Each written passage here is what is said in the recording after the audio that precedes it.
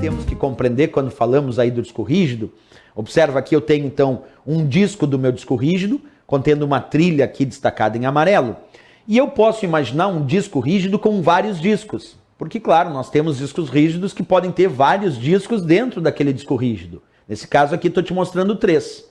E existe, observa aqui, ó, várias trilhas que eu estou destacando em amarelo. Um conjunto de trilhas, observa, conjunto de trilhas, de mesma posição em diferentes discos desse disco rígido, nós vamos chamar isso de cilindro.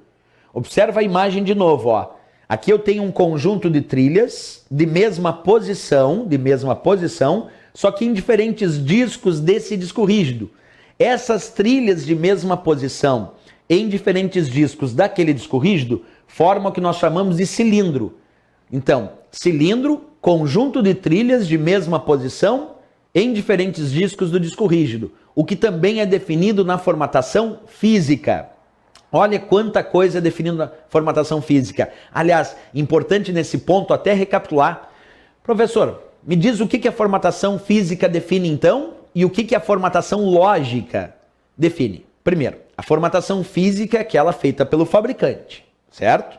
Nessa formatação física se define a quantidade de trilhas, se divide essas trilhas em setores, que tem 512 bytes, e um conjunto de trilhas de mesma posição em diferentes discos do disco rígido, isso é chamado de cilindro. Então, trilhas, setores e cilindros são definidos na formatação física pelo próprio fabricante. O que sobra para a formatação lógica, aquela que o usuário pode realizar? Bem, o usuário pode realizar o sistema de particionamento, o usuário pode definir o sistema de arquivos, NTFS, FAT32, o usuário pode definir também o que nós chamamos de tamanho da unidade de alocação, ou tamanho do cluster, que é o menor tamanho que um arquivo pode ocupar quando armazenado em disco. Tudo isso é definido na formatação lógica pelo próprio usuário.